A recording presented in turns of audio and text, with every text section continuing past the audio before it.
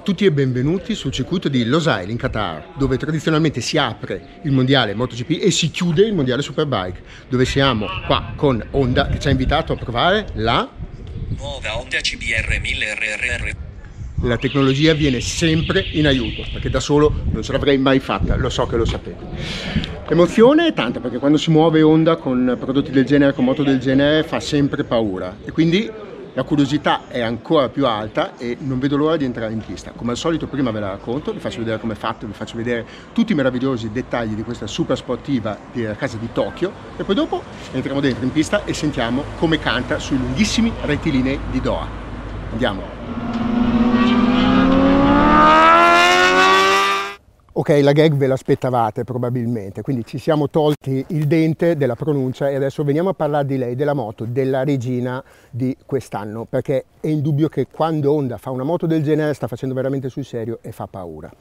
4 cilindri in linea, non come le MotoGP V4, ma l'alesaggio è esattamente lo stesso, 81 mm, corsa di 48,5, motore estremamente super quadro, pensato, progettato, costruito per girare altissimo, 217,5 cavalli a 14.500 giri, già detto, 113 Nm della coppia, quindi un motore molto nervoso con l'erogazione spostata in alto come si conviene a una moto da corsa. Status di moto da corsa che si desume anche dal fatto che Honda sia rimasta fedele alla cubatura di 1000 cm3, preferendo non sbordare come hanno fatto alcune delle concorrenti sulle loro proposte stradali.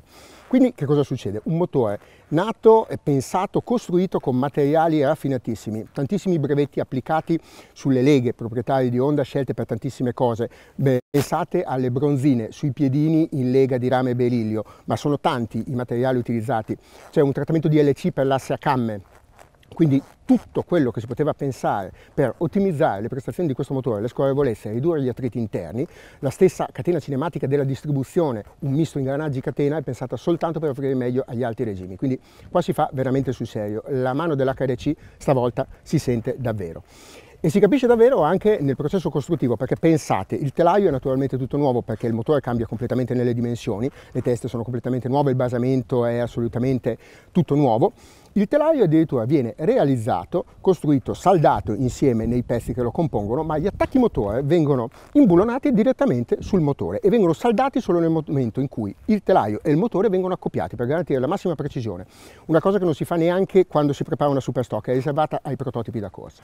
Parlando del telaio, qui naturalmente abbiamo una versione SP, quindi sospensioni semiattive Öhlins con la forcella pressurizzata NPX all'avantreno e il monoammortizzatore TTX36 a retrotreno, tutti governati da una piattaforma inerziale a 6 assi che debutta su questa versione di Fireblade e un'elettronica completamente rivoluzionata naturalmente. Controllo di trazione su 9 livelli, gestione dell'impennata, ABS con modalità racing, taratura e gestione delle sospensioni in maniera indipendente, sulla vecchia non era possibile regolare diversamente l'anteriore dal posteriore e tutto completamente configurabile come preferite. C'è un cruscotto complessissimo, un TFT bellissimo da 5 pollici, tutto gestibile col blocchetto sinistro, dove con 4 tasti vi spostate frame menu e potete configurarvi la moto esattamente come preferite.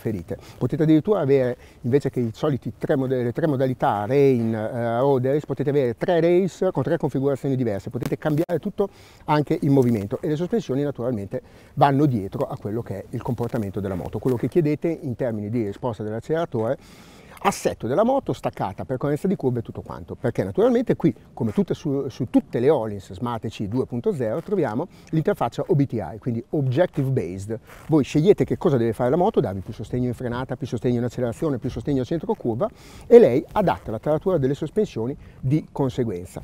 La ciclistica ve ne abbiamo già parlato, meravigliosa, qui abbiamo l'SP, quindi appunto sospensioni elettroniche, ma su tutte e due le versioni c'è un forcellone bellissimo, praticamente prelevato pari pari dalla RC 213 VS, che è stata ispirazione per tantissimi aspetti di questa moto, pinze Brembo Stylema all'avantreno e pompa radiale. Un attimo di pazienza, io adesso vado a mettermi il casco, mi metto i guanti e vi porto qua fuori, sul meraviglioso circuito di Losail, e sentiamo come canta questo 4 cilindri da paura. Andiamo!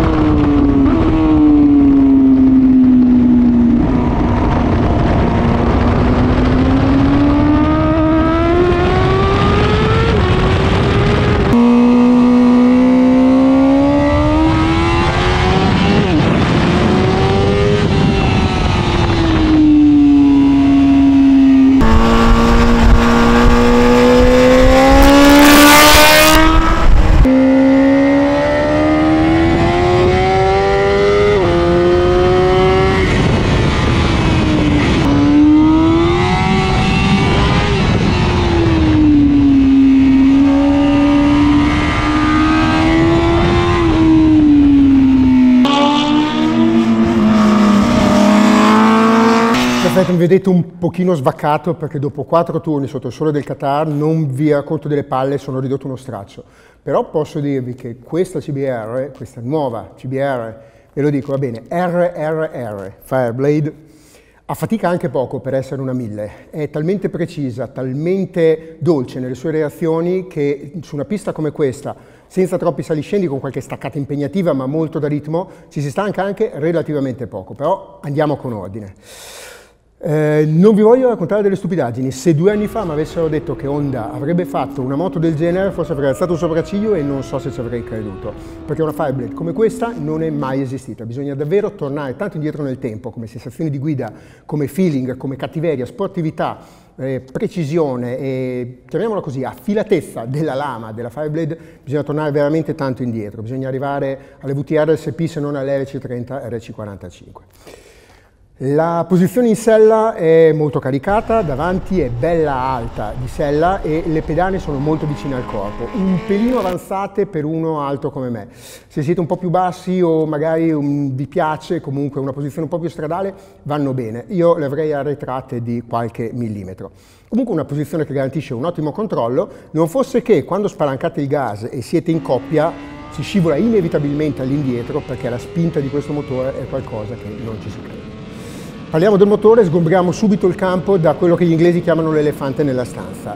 Non c'è la fasatura variabile per la distribuzione, la cilindrata è 1000 e se si vuole fargli avere quei 217,5 cavalli che la Honda gli ha regalato, si paga qualche cosa in basso. La coperta è corta e spostandola verso gli alti regimi purtroppo c'è un motore che sotto i 10.000 non è brillantissimo. In modalità sport è ancora più diciamo così, addolcito. In modalità track effettivamente si va bene.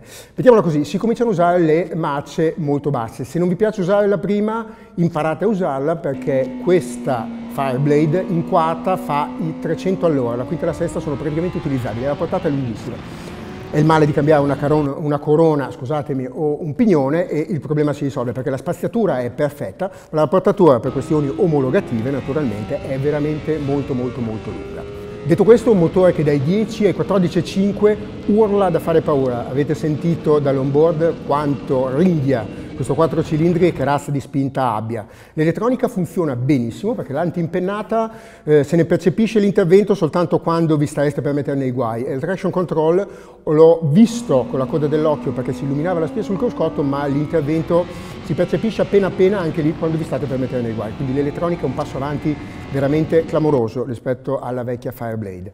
E anche un'altra cosa che è migliorata tantissimo, sempre restando in tema motore, è la risposta all'acceleratore. Il collegamento fra l'acceleratore e il motore della ruota posteriore è veramente direttissimo e non c'è più quel maledetto on-off che dava fastidio in percorrenza quando si andava a riprendere in mano l'acceleratore, che francamente non si poteva sopportare. Questa è tutta un altro paio di maniche. Quindi gran motore, però dovete guidarlo paradossalmente quasi come un 600 che però ha 217 cavalli, quindi bisogna stare attenti e darle del lei. Sul piano ciclistico, ragazzi, non le si può veramente dire niente. Agilissima, in percorrenza, offre una confidenza meravigliosa. Le alette, faremo un'indagine a breve per dirvi quanto servono realmente, ma così offrono veramente una confidenza spaventosa. La stabilità in percorrenza è davvero notevole e non ho avvertito particolari compromessi in termini di agilità. Qua ci sono un paio di curva contro curva che quando li fate abbastanza forte diventano dei veri e propri cambi di direzione, ma non si percepisce nessuna inerzia dall'avantreno.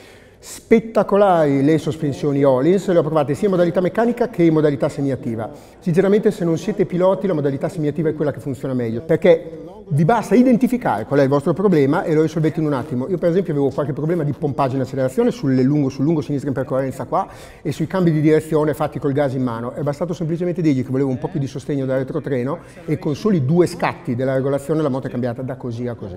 Naturalmente potete usarla anche in modalità meccanica, come se fossero delle sospensioni tradizionali, quindi ragionando in ottica di click ci sono delle variazioni con un 5% percentuale, quindi avete 20 click su ciascuna delle tarature dell'idraulica. Viene però a mancare naturalmente la sospensione semiattiva e francamente ci sono diversi frangenti qui, il Qatar è una pista abbastanza piatta ma ci sono dei piccoli dislivelli in cui la modalità attiva aiuta molto, si percepisce nettamente l'intervento della sospensione che compensa dinamicamente quello che non può fare naturalmente una sospensione meccanica. Ve la consiglio o non ve la consiglio? Assolutamente sì, ragazzi. Allora, costa un'ira di Dio, come ormai costano tutte queste sportive. È stupido andare a lamentarsi del prezzo, perché questa è una moto di una raffinatezza, di una sofisticatezza, di prestazioni tali che siamo non me le fate nominare, ma siamo assolutamente a livello delle rivali al top dell'allestimento. Quindi il prezzo c'è una raffinatezza incredibile. Sicuramente se della Fireblade vi piaceva il comportamento stradale, qui non ci siamo. Se vi piace molto andare in pista, questa è veramente di nuovo una spada per davvero. Una vera moto da corsa che probabilmente è stata, anzi sicuramente è stata pensata e darà il suo meglio con il Kita Racing in pista, ma che viene incontro anche all'amatore. Basta avere un minimo di confidenza con prestazioni del genere, ragazzi, con questa vi divertite veramente come dei matti, e ve l'ho già detto all'inizio, non stanca nemmeno più di tanto. Le concorrenti oversize di cilindrata vi ammassano con i medi regimi perché avete una spinta terrificante. Qua la spinta arriva quando sapete come gestirla e quindi non avete quella violenza, quella cattiveria nelle reazioni che vi spaccano il fiato. Io ho fatto 40 minuti di fila sotto il caldo del Qatar e tutto sommato ho finito meglio di quanto me ne immaginassi. Però, come vi ho detto all'inizio, sono veramente uno straccio, quindi ragazzi vi saluto, vi do appuntamento alla prossima prova, mettete un like al video se vi è piaciuto, iscrivetevi al canale per vedere altri video del genere, se non vi è piaciuto mettete un dislike, come vi ho detto ce ne faremo una ragione, io però adesso ragazzi veramente vado in doccia perché non ne posso più. Ciao!